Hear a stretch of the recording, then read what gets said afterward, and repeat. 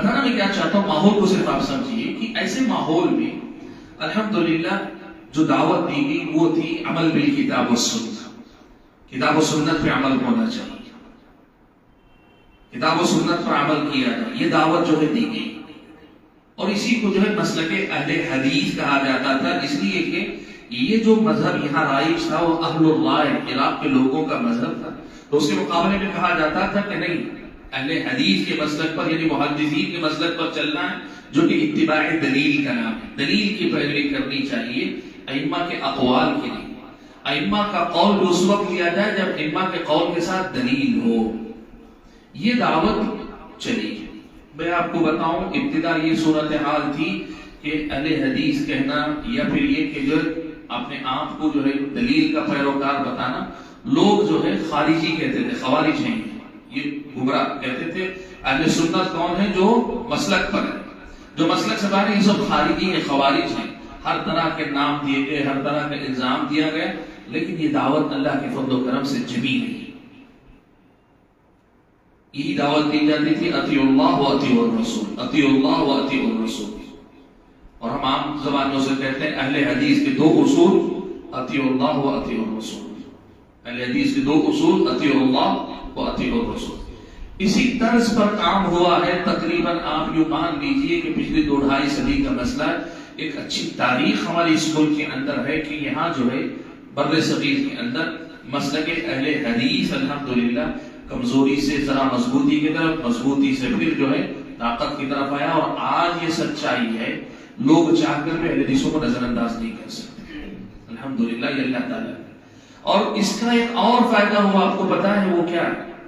اب یہ ہو گیا کہ مقلد بھی اپنے مسلک کے لیے دلیل دینے پہ مجبور ہوا۔ بہت بڑی بات ہے، آپ نوٹ کر کے دیکھیں، یہ بہت بڑی تبدیلی ہے، ایسا نہیں ہے کہ مقلد بھی یہ ہوا کہ اپنے مسلک کے لیے دلیل دینے پہ مجبور ہوا۔ اب اگر وہ کہے میرے امام کا قول ہے، کوئی نہیں مانتا عوام میں، حنفی نہیں مانتا آج، جو اپنے آپ کو اس مسلک سے جو یہ جو ہے کوئی ہم سے پوچھتا ہے حدیثوں نے کیا کہ ہم نے یہ کیا ہے کہ لوگوں کو اس نتیجے تک لائے ہیں کہ لوگ آج کسی سے بھی سنتے قرآن اور حدیث کا حوالہ پوچھتے ہیں۔ اس سے بڑا ہم نے کہا اس ملک میں اتنا بڑا کوئی چھوٹی تبدیلی نہیں ہے یہ، یعنی لوگ پوچھتے ہیں نا اہل حدیث کیا کیے ہیں، کئی بار پوچھتے ہیں کہ مسئلہ اہل حدیث، لوگ یہ کہتے ہیں صرف چند مسائل کی دعوت دینے والے لوگ ہیں، کہتے ہیں اہل حدیث کو سنا ہوگا آپ نے بھی، کہتے ہیں کہ یہ 5-6 مسائل ہیں، آمین ہے، رفع الیدین ہے، سینے پر ہاتھ باندھنا ہے، اور ایک ہاتھ سے مصافحہ کرنا ہے، 8 رکعت تراویح پڑھنا ہے، اور آمین بالجہر بولنا وغیرہ، کہ کچھ 8-10 اس کے علاوہ ان کے پاس کچھ نہیں ہے، غلط کہتے ہیں ہمارے بارے میں۔ آج اس سے بڑی دعوت کامیابی کیا ہوگی کہ آپ یہ بات دیکھیں کہ فقہ حنفی کی طرف بھی لوگ دعوت دیتے ہیں، دلیل دینے پہ مجبور ہیں، اور اتنا ہی نہیں، بدعت بھی پیش کرتا ہے تو اس کے لیے دلیل دیتا ہے، سبحان اللہ۔ میلاد کی بات کرتا ہے تو کہتا ہے قرآن میں لکھا ہے۔ یہ بہت بڑی کامیابی ہے، یہ اہل حدیثوں کی بہت بڑی کامیابی، آپ کو سمجھنا چاہیے۔ ایسا ہی نہیں، جو قربانیاں دی گئی اللہ ضائع نہیں کرتا قربانیاں۔ اہل حدیث علماء نے جو قربانیاں دی ہیں، جو زندگیاں کھپائی ہیں، وہ جو بیٹھ کر جو ہے اس مسجد مدرسوں کے اندر، مسجدوں کے اندر، آپ یہ بات یاد رکھیے کہ مسجدوں کے اندر نماز فجر کے بعد درس قرآن، نماز عشاء کے بعد درس حدیث، یا کسی اور نماز کے اپنے علاقے کے اعتبار سے مستقل درس قرآن، درس حدیث، درس قرآن، درس حدیث کی برکت ہی ہوگی۔ آج یہ صورتحال ہے کہ لوگ قرآن پہ عمل کرنے کو، حدیث پہ عمل کرنے کو مانتے کہ یہی دین ہے، یہی دین ہے، یہ مانتے ہیں۔ الحمدللہ ایک دور گزرا، اب وہ صورتحال آئی ہے۔ پہلے ایسا تھا کہ آپ اگر آدمی سے یہ کہتے کہ بھائی تم اگر حق پر ہو تو دلیل پیش کرو، قرآن کی دلیل یا حدیث کی کوئی دلیل پیش کرو، تو اس بنیاد پر حق اور باطل میں فرق ہو جاتا تھا، صحیح اور غلط کا فیصلہ آسانی سے ہو جاتا تھا۔ وجہ یہ تھی کہ لوگوں کے پاس کوئی دلیل نہیں ہوا کرتی تھی، بس علماء پہ اعتماد بھروسہ کے ہمارے ائمہ نے اگر جب فتویٰ دیا ہے وہ غلط نہیں ہو سکتا، کوئی نہ کوئی بنیاد ضرور نہیں ہوگی اس کی، اس بنیاد پر انہوں نے فتویٰ دیا ہے، یہ لوگ مان کر چلا کرتے تھے۔ لیکن آج یہ صورتحال ہوئی کہ ائمہ کا احترام بھی صحیح، ان کے بھروسہ بھی صحیح، ان پر اعتماد بھی باقی، لیکن بہرحال دلیل کے ساتھ چلنا پڑے گا، دلیل دینی پڑے گی۔ اب ایک مسئلہ یہ ہوا کہ آج یہ صورتحال ہے، اہل حدیثوں کی دعوت کی اول آخر اللہ کی مرضی، ہم اپنا کریڈٹ پہ اپنے اوپر نہیں لیں گے، ہم اصل چیز کو اللہ کی طرف دیں گے، اس کا فضل ہے، اس کا کرم ہے کہ اللہ نے یہ جو ہے خیر ظاہر فرمایا۔ آج یہ صورتحال ہے کہ اب بدعتی سے بدعتی انسان بھی سیدھے سیدھے کیا کرتا ہے، قرآن اور حدیث کا حوالہ دیتا ہے۔ بلکہ آج میں آپ کو بتاتا ہوں نیا ٹرینڈ ہے، وہ کیا ہے معلوم آپ کو؟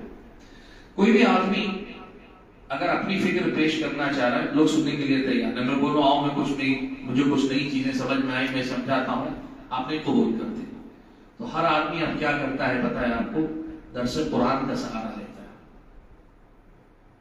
قرآن درس کرنا، آیت کا آغاز قرآن کی تلاوت کر کے کرتا ہوں، پھر اس کے بعد تفصیل اور تشریح کے نام پر میں بہت ساری باتیں اپنے افکار بھی اس میں دیتا رہتا ہوں۔ فکر میری ہے لیکن قرآن اس کی سواری ہے، یعنی قرآن اس پر سوار، قرآن پر سوار ہو کر یا درس قرآن کے نام پر سوار ہو کر میری فکر کو میں پھیلاتا ہوں۔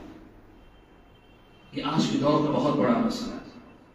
اسی لیے آپ دیکھ لیجئے پچھلے 50 سالہ تاریخ کے اندر جتنی گمراہیاں آئیں، جتنی بدعتیں آئیں، جتنے فتنے آئے نا، ان فتنوں میں سب سے بڑا خطرناک جو پہلو تھا، پہلے کا مسئلہ کیا تھا؟ بدعتی بدعت کے نام پہ جو ہے بدعت کو جو ہے پیش کرتا تھا تو قرآن حدیث نہیں بولتا، کبھی بزرگوں کا نام لے لیتا، کبھی اپنے کسی جو مطلب پیر و مرشد کا نام لے لیتا۔ اب وہ نہیں چلتا، اب تو یہ ہے کہ لوگ اپنی فکر پھیلانے کے لیے قرآن اور حدیث کو سہارا بناتے ہیں۔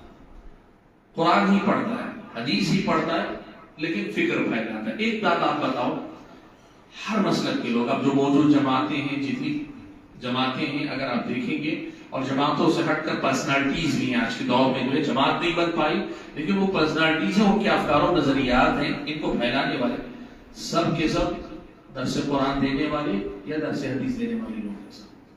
ایک چیز بتاؤ، کیا یہ دعوت قرآن و سنت کی دعوت؟ اگر قرآن و سنت کی دعوت ہوتی تو اختلاف نہیں ہوتا، اس کی دعوت ایک ہے، اس کی دعوت ایک ہے، تیسرے کی ایک دعوت ہے، چوتھے کی ایک دعوت ہے، یہ اگر نہیں ہوتی۔ مسئلہ یہی ہے کہ قرآن و سنت کو انہوں نے سہارا بنا کر اپنے افکار و نظریات کو پروسنا یا اسے پھیلانے کا ذریعہ بنایا ہوا ہے۔ آج آپ دیکھیں گے پہلے کی طرح آپ بولیں گے جو قرآن کی دلیل دے گا میں اس کے ساتھ ہوں، آپ سمجھ میں نہیں آئے گا کہ اس کے پاس بھی دلیل ہے، اس کے پاس بھی دلیل ہے، اس کے پاس بھی دلیل ہے۔ آپ بولیں گے جو حدیث کا ثبوت دے گا میں اس کے ساتھ کھڑا ہوں، آپ کو سمجھ میں یہ بھی دلیل حدیث بتاتا ہے، وہ بھی حدیث بتاتا ہے، یہ بھی حدیث بتاتا ہے۔ یہ جو تبدیلی آئی، تو اب تبدیلی کے بعد ایک نیا مرحلہ ہمارے سامنے ہے، اس کو ہمیں سمجھنا چاہیے۔ ہمارے نوجوان جو ہے ایک جملہ کہتے ہیں، بہت مشہور جملہ ہے، ہم اہل حدیث ہیں اور حدیث اگر شیطان بھی پیش کرے تو ہم قبول کر لیں گے۔